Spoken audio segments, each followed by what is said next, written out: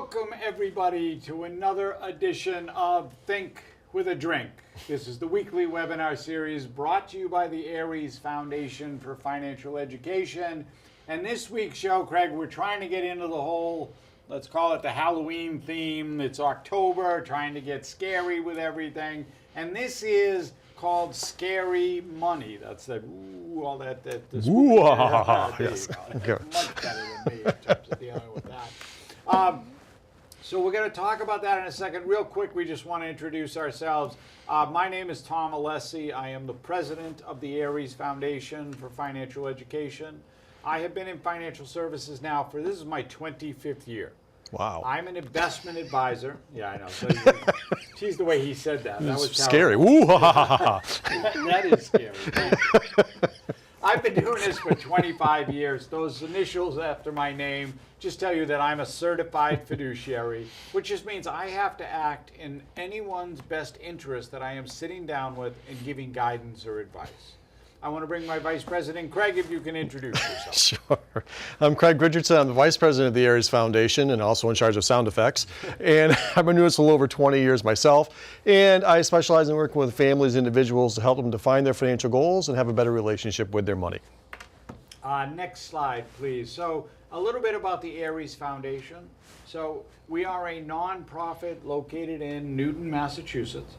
You can find us on the web. If that next slide comes up, it'll give it to you. It'll tell you that it's the, you can find us at www.ariesfoundation.org.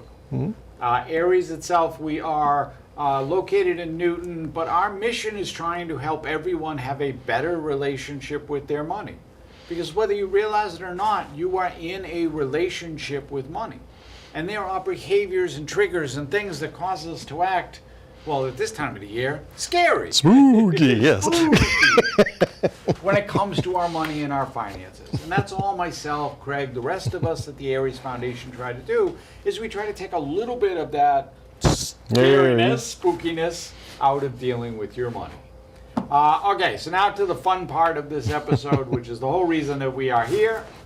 This is the whole idea and concept behind ARIES is trying to have a little bit of fun, make it a little bit more relaxed, a little bit casual when talking about money and finances. Mm-hmm. Because let's face it, money and finances are challenging for everybody. Doesn't matter how old you are, doesn't matter how much money you make. That's true. So for this week's episode, because we're staying in the theme of Halloween, or at least the theme of the fall episode, this is Sam Adams Oktoberfest. God knows, you know, my cousin from Boston there. From Boston, yeah. You know, Oktoberfest, these are fest beers, you know, as they say. They're Marzen, they're caramel. Think with food pairings, you want to go with, you know, the bratwurst, the sausage, pretzels, those type of things. I'm getting hungry now. There you go. I haven't had dinner yet. Get you hungry. But anyway, if you have some, sip along, skål. All right. Scary money statistics, right? So that's what we're going to be talking about, is a little bit about some of these statistics and money and some of the things that you can do, Craig, so that you don't wind up as one of those statistics, if you will. Yeah, nobody wants to be a statistic. Nobody, especially not when it comes to bad money or failed money or scary money statistics. No. All right, so first one, what do we got for us here? You know, so that says 56% of Americans can't pay a $1,000 emergency expense. Oof. And so when we talk about that, emergency expense, we mean something has happened, you know, that was unexpected. The car broke down, the pet got sick, something along those lines that says, all right, I have to pay for this thing. If I want, you know, the dog or the cat to be live. Healthy, so I got to do something, but I don't have the money to pay for it. Wow. And that's you know, more than half of the people out there. And that is a very, very scary statistic when it comes right down to it. The fact that you couldn't do this, because what do we have to do if we turn? We're not going to let the pet just go. So what are we going to do? We have to borrow money from somebody. Yeah, or we can use that plastic thing that's called a credit card. Which is also borrowing money. Yes, we can get debt, right? And that's what usually happens. All right, so what can we do? What's the next thing? You know, what's a way to fix this? So You know, what Craig and I talk to everybody about when we go through looking at dealing with emergency reserves is to really be thinking about, all right, one, I've got to start putting money away for this. Yep. And really the idea and the concept here is if I'm going to be putting money away for an emergency expense, it should be in an account that is not readily accessible.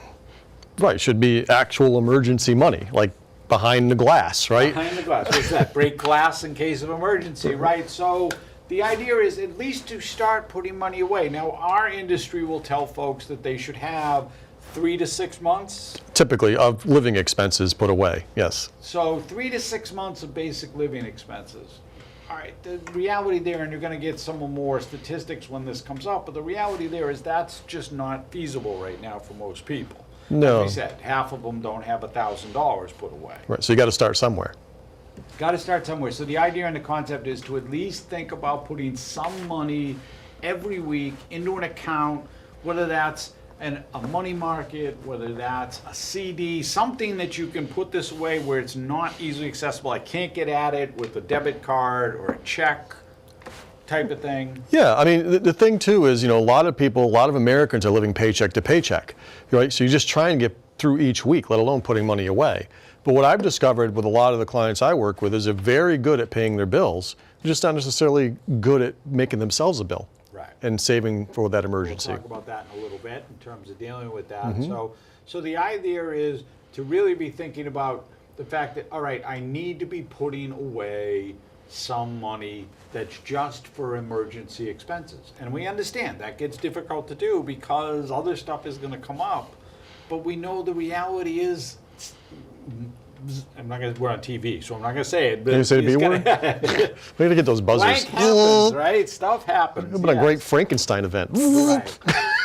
So stuff happens to us, and so we got to be prepared for that. And it literally does start with just putting money away because you get into the habit of putting money away. And that's really where the start occurs, and where it happens is that by doing this, even little increments, $10 or $20 a paycheck, starts to build up over time. We start to feel like we're getting someplace and we're doing something. Right. It also gives you a sense of confidence when you know you've got a little bit of money. It doesn't have to be a lot of money, but just a little bit of money put away so you can deal with these things that come up.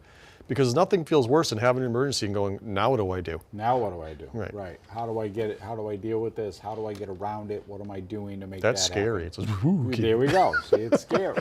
All right, what's the next one? All right.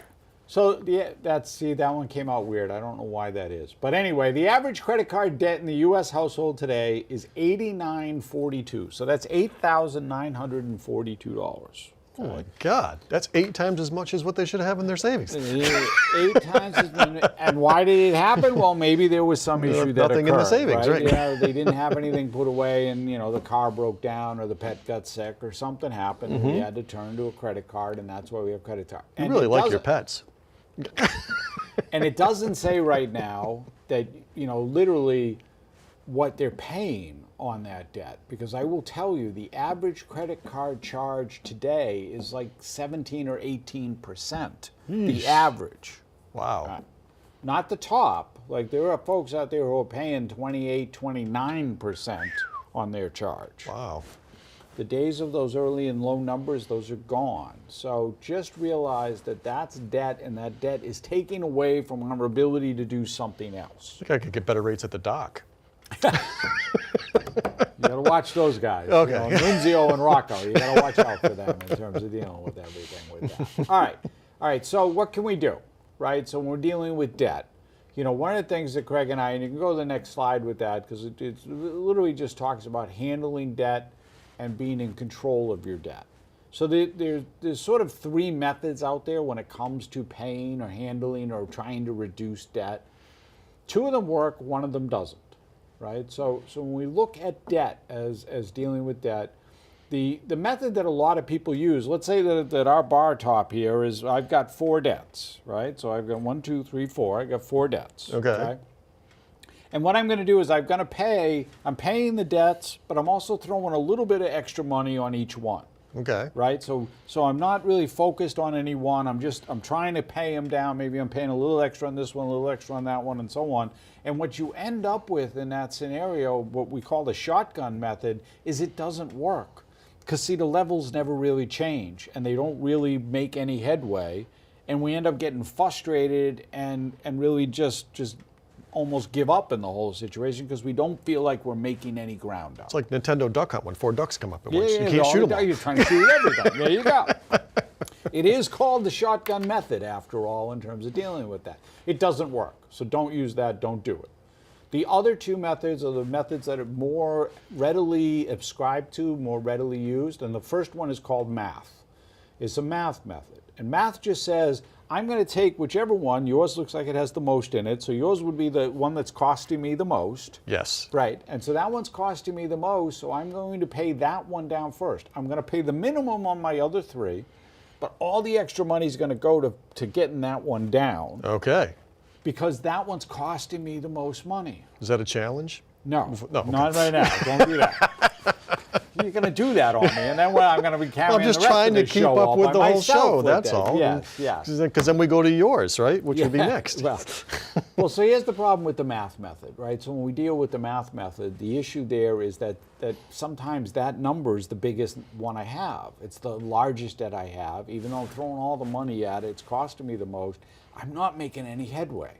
I still have all these outstanding debts. I still feel like I'm drowning in this whole thing. So sometimes math, while a good method, and a lot of times if you look up stuff online or read stuff, that's what it's going to tell you to do. Well, because you're making progress, but it's such slow progress that you don't see it. And when you don't see something happening, you tend to think it's not happening, and you get frustrated, then you stop, right? So for us, what we subscribe to is what's called the momentum method. Right? And momentum says, I'm going to take the smallest, I don't care what they're charging me, the smallest debt I have, the one with the smallest number, regardless of what I'm getting charged on it, I'm going to pay the minimum on the other 3, and then if this is the small one, I'm going to focus all my extra money there. Because what happens in that situation is I get this paid off, and then it's gone. And then when it's gone, now we take the second smallest one, and I push all the money there. And then that one's gone, and I'm accomplishing something. I'm building it up. Like we said, this is all about generating habits. This is all about getting in control and understanding how I'm taking control of all of that. Yeah, just as long as you don't do what you just did and put it back. Yes, no. You can't fill back in just because I got rid of one doesn't mean, hey, I've got an open slot another one, now. right? I can take out another debt. That doesn't work. Don't do that, right? We're trying to get these debts paid down so that our average credit card cost, the $8,900 there, that's the average household out there, that's getting pared down. We're reducing that number. We're freeing up additional cash so that we can put it in the emergency reserve fund. So if the pet does get sick, I can take care of that. Yeah, my wife would be so proud that she's a teacher. We're using manipulatives. I like it. It's a lesson. It's learning. It's learning. All right. What's the next statistic? I don't think she drinks on the job, though. Oh, that's a good thing. Yeah, yes. that's a very good thing. I can't see the next statistic. Oh, okay. Yeah. Only 22%, if we could get There there you we go. go. Thank you. That's perfect. Only 22% of people near retirement have enough money saved. So this one, Ooh, that's really spooky. so the reality here when it comes to saving for retirement is just that. We understand it's a trade-off. Right, so the whole point of why people don't have enough saved is because they've either done one of 2 things. They didn't stick to whatever plan they had started to. True. Right, or they ended up contributing and not contributing, changing jobs, not getting in, or the job I went to didn't have a plan, and so on. And what happens is we have these gaps that we're not contributing. Or number 3, you never started the plan to begin with. Or you never started one to begin with. And so you wind up with these conversations. And a lot of times what happens in that scenario is that we're telling ourselves we have time, Right. even though we don't, and that we'll eventually make it up. We'll get there. Right, I'll make it more later, so who Yeah, cares? make it more later. I'll get there eventually. Getting right? a check, So, it's no big you deal. know, in terms of dealing with all of that, so it keeps pushing things off, and we never really get started. You know, what we call the savings train never gets into the station. So what happens there is maybe I'm in my 20s and I've got some debt college debt or whatever. I'm going to get that paid off. Then I'll start contributing. But then I'm now in my late 20s and 30s. You know, I want to save for a house. Yeah, that's more important. I mean, to live somewhere. I'll save for the house. Then I'll get started. But then I'm going to have a family. Now I'm going to have a baby. Got to have the baby. Then I'm going to get. The next thing you know, you're 45, 50 years old. You haven't started yet. And those kids want to eat every single day. You know that? That's crazy of them that they want to eat everything. I think give them a turn. What can you do here? What can we do to get in front of this? As far as the next slide, please. Yeah, steps to better saving. Steps to be better at saving. All right. So saving, like we talked about, and the biggest part in all of this is habits, right? Is making yourself understand the habit and going through when we're spending, how we're spending, what we're spending it on. So one of the things that we talk to everybody about, and everybody needs to be thinking about, is what I'm spending, right? And how I'm spending it and where I'm spending it. And that's something that everybody has to go through. We're going to do one in a while with another show that's all on the dreaded B word, the budget, you know, in terms of dealing with that. But yeah, spooky too. That's another spooky one in terms of dealing with it. But some of the steps to being better with saving strategies, right? You know, trying to set goals. You know, the reason that I'm putting money away, the reason I'm saving for something. If I have a goal that I am shooting for, then I have a reason that I'm doing this. The idea of retirement, that's delayed gratification. I'm not going to spend today because I'm going to spend it later on, type of thing. Right, yeah. I mean, the thing a lot of people can't deal with is balance, right? You feel like it's either all or nothing. I got to pay my bills, and if I don't pay my bills, the world's going to end, and so I don't bother saving anything. Right. Then I see people at the other extreme who all they do is save and never spend a dime of it, right? So it's not one way or the, I mean, sometimes it's one way or the other. Right. Right? So the nice, happy place is to be in the middle, somewhere where you know what you can spend now, but you're also saving for that rainy day and later on. Yes. And so one of the things that comes up with that a lot of times is this whole conversation about needs versus wants, right? And as Craig has said over and over and over again, there really isn't a difference there. The need is a want, it's the same thing, right? Because that's the problem for most people is they don't see it as a need versus a want. It's just a thing. I got to have it, so I don't care. That's right. They're all the same. What's the difference? There's no difference. I need it, and I want it, and I want it, and I need it. But there is something to that where we do talk about, you know, when we're talking about being better at spending, right, at checking ourselves in terms of spending, is taking a look at how, the concept of, again, calling it delayed gratification, but this whole, let's call it a pause button. Right, you know, to stupid, you know, Amazon and everybody else, I can just push a button and stuff shows up at my house. Yep. There should be a pause button that goes along with it that says, I'm not going to, no, don't do this today. Come back to it tomorrow and decide if tomorrow it makes sense to me to buy this thing, because that's usually where we get into trouble. Absolutely. And so one of the other ways to do that, and what we subscribe to for a lot of people, is to be thinking about this and to be saying, okay, you know, how am I handling what I'm doing, and should I maybe like put this off? Like if I wanted to buy a car, all right, and maybe I was going to have to pay $250 or $300 a month for my car payment. Right.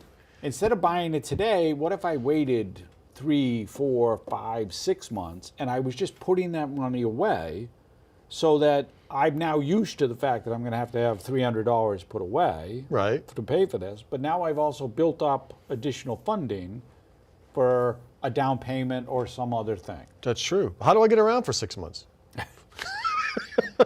Well, hopefully we have some kind of a vehicle that will take us during that period of time. Got a great pair of kicks or something. See, there's the need versus the want thing, right? Got a great pair of kicks? Yes. Next statistic, please. All right. So this one says 44% of retirees have higher expenses than expected. You know, and a lot of this has to do, just so we're clear, with healthcare, right? So a lot of this becomes healthcare, becomes unexpected expenses, and dealing with some of the things that crop up as we get older that we are not expecting to have. And so we think, oh, you know, what I did in my 40s and 50s, that's how I'm going to be in my 70s and 80s. Yeah, absolutely. I've done this spending plans for thousands of people, literally. And whenever we talk about retirement, they never mention the cost of medical costs. Right. They never, what it's going to cost for co-pays, and because people are living longer. Like I watched yesterday, someone on the morning show lived to be 107 years old. Wow.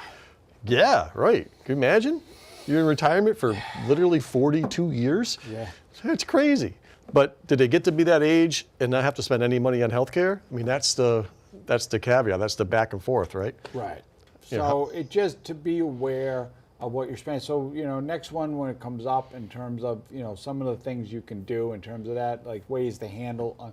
So this, again, it comes down to the same concept that we're talking about, like emergency reserves, except for now my bucket needs to be for health care, for medical expenses. For those who are young enough and are participating in what is known as a health savings account, if your employer has made a health savings plan available to you, this is a home run for that, right? Because this becomes a pre-tax contribution that grows tax deferred, and it's taken out tax-free when used for medical expenses, and you don't have to use it this year. You can leave it, let it grow, and then use it when you're in retirement, when you think you're going to have all these other extra expenses, and it's tax-free at that point. Yeah, it's like the holy grail of savings, right? This is one of the only real tax-free buckets that you can create. And so that's a way to deal with this. Oh, I've got these unexpected expenses, these additional, Medicare surcharges or premium upgrades or whatever the case may be, all, like you said, those co-pays. That's when you can use this for. So that's a way to handle that. If you don't have access to it, then you need to sort of create that bucket on your own. Yeah, the spooky one I always hear about from people when they get older is teeth. Dental. Oh, yeah, dental. Yeah, dental's a big one. Extremely Right. expensive, and it's spooky not having teeth. Yes. Can't chew leather anymore. Next one. Some of these jokes are just for me. 51% of American adults have delayed an important life decision because of money. Thank you. I finally got the slide. I appreciate that. So listen, this really comes down to the idea of, well, gee, we wanted to do this thing, but you know what? We got ourselves into debt, or we got ourselves into a little bit of trouble, so we can't do this thing. So we got to hold off whatever it is, buying the house, upgrading the car, doing whatever it is, because we don't have the money set aside. Yeah, well, I mean, I think that's an issue of, needs versus wants. Sometimes you want to upgrade, want to get out of the apartment and move to the house. That's a want, right? But you may not be in a financial position to do that yet, and so you've got to plan for that. Or you may say, I'm going to start having children, and you want to plan for that. Right. Well, children, believe it or not, they actually cost money. Like I said earlier, they want to eat every day. It's crazy. I don't get it. But anyway, so sometimes you delay those types of things. Right. So what can you do in terms of trying to solve this or be ahead of it in terms of it? So if the next slide, it's finding your why. So when we talk about finding your why, we're talking about when it comes to money. So one of the things that happens with money a lot is that we spend and we don't really think about why we spent, right? And so some of this is to try to figure out not only why I'm saving, but why I'm spending. Because in there is that whole connection that says, all right, I understand now, I bought this thing, I didn't really, that's buyer's remorse, right? I don't know that I really, really needed it, but God, when I wanted to buy it, that's when it felt really, really good getting it. Yeah. So there's a little bit of that to understand what that kick up that you're getting, the endorphin rush that comes from my purchasing something, the feel good vibe that happens. You got to look yourself in the mirror and say, wait a minute, did I really, really need to buy that thing today? Yes. Okay. Again, Craig is always going to say yes. He's going to hit the Yes. button. It's going to be Christmas on his doorstep every single day with Amazon. Because gosh darn it, I'm good enough. But you really need to be understanding that part of it. And then the same thing goes for saving, right? Why am I saving this? Is it because everybody's telling you to save? Or is it the fact that you're understanding this is something that I want to do or something that I know I should be doing? Right, and sometimes, is like Tom said, a little bit of delayed gratification is you work really hard, you get your expenses under control, you've got the emergency reserve put away, you got a handle on your spending, and so you spend the money on those extras because now you've earned the right to do that. Right. Right? You're living within your means, everything is under control, and now when you go to spend it, it feels that much better because there's no angst with it, there's no stress with it. You feel better about it. Next slide. The key takeaways. Thank you. Sometimes I can't see that. I appreciate that. So, the key takeaways from this one is really about understanding money. And really, we say this, that money is scary, but for a lot of people, the idea and the concept of looking at their finances, of really sitting down and saying, this is what I spend, this is what I do, this is what I know, that's a very scary thing. And so trying to come at this from an idea of, wait a minute, I'm okay, I can understand this, I can take control of this, that's one of the things you can do. Don't let debt overwhelm you, because debt is one of those things that add on to that feeling. Ooh. Oh, yeah. I think I'd rather go to a haunted house. That feeling of unknown, that feeling of inability to take action, that all happens there. And then the last one really is about finding your why and what makes sense for you, what causes you to do what it is you want to do. Next slide. So just so you know, for anybody who's watching, hit the pause on the remote or whatever, that QR code on the screen, that opens up to us, that you can get in touch with us. Certainly reach out. We're here to have conversations with everybody. Like I said, this is what ARIES is all about, trying to help everyone have a little better relationship with their money. And it doesn't matter where your situation, doesn't matter your age, doesn't matter how much you make. We are here to try to help you understand all of that, so that if we can get that QR code again in the pullback shot there so everybody can see it. And really, one of the things that we say to everybody is that, okay, you may already have a plan in place, but that plan, whoever set it up with you or whoever did it, really can't give you a second opinion on that plan. So this is just having somebody else be able to give you a little bit of, hey, you know what, you are doing the right thing, you're on the right track. That's good for you. Absolutely. And never do your finances in the dark by candlelight. Yes. Right? Like just too scary. Ooh. All right, last slide. All right, so this is how you can again, pull back. Thank you. So, if you ever have questions, know you can always reach out to us. Again, the website is ariesfoundation.org. The email address is info@ariesfoundation.org. We are always posting on other sites. We're posting on social media, so follow us on whatever it is, Facebook, like us on LinkedIn or Instagram. We've got a YouTube channel, so you can check us out. You watch us here on New TV, or you can see us on our YouTube channel to check out the show, see what it is we do. We even have a podcast now. And we have a podcast. Thank you. That's not on there. I should have put that on. So you don't have to look at us. You can just listen to us. You can just listen to us, which is probably better in terms of dealing with everything. But you have the ability to see all that and go through all of that. And on that note, we are going to say, listen, everybody, take care. Have a very happy and safe Halloween season. Skål.